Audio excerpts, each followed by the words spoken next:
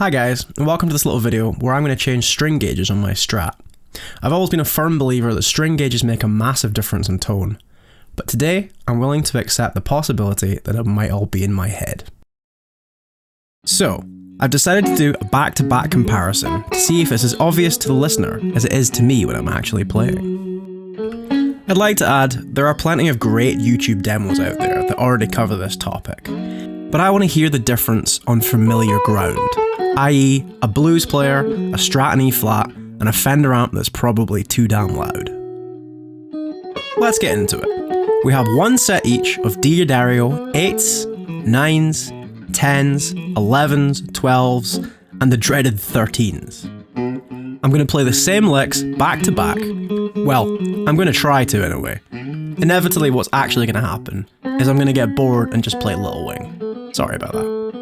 Each time I change the strings, I'm going to compensate with string height and pickup height to make it a fair comparison. As far as nut slots go, well, I'm just going to raw dog it and hope for the best. I'm going to try and bend as little as possible.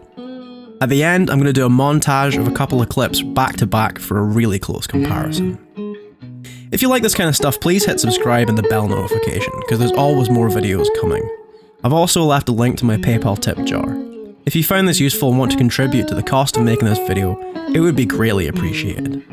If you have any ideas for future tone tinkering videos, please let me know them in the comments below, because I would genuinely love to hear them.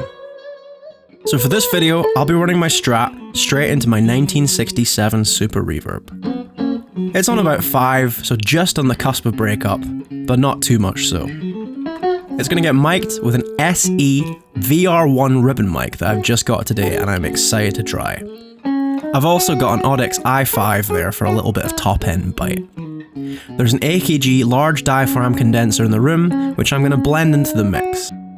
Anyway, enough of me talking. I've just stuck the first set of 8 gauge strings on, let's plug it in, and let's hear how it sounds.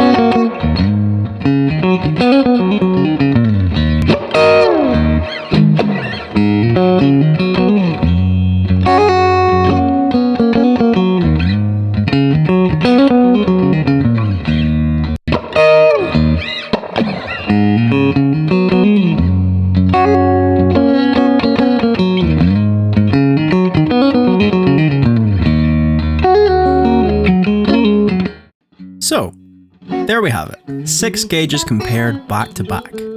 I know what I think, but I'm curious to know what you think. Let me know in the comments which set was your favourite, and why. To my ears, the bigger strings sound, well, bigger.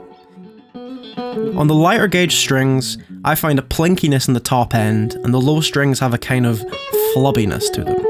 That's not to say they don't sound good. In fact, I was actually really surprised by how good the 8s sound on this demo.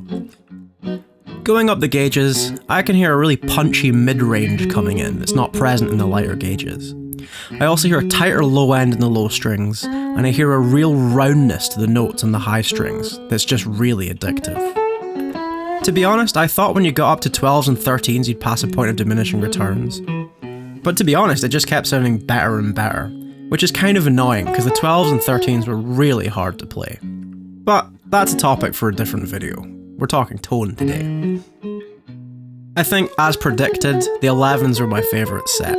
You start to get a bit of that roundness and mid-range of the thicker strings, but they're not as hard to play.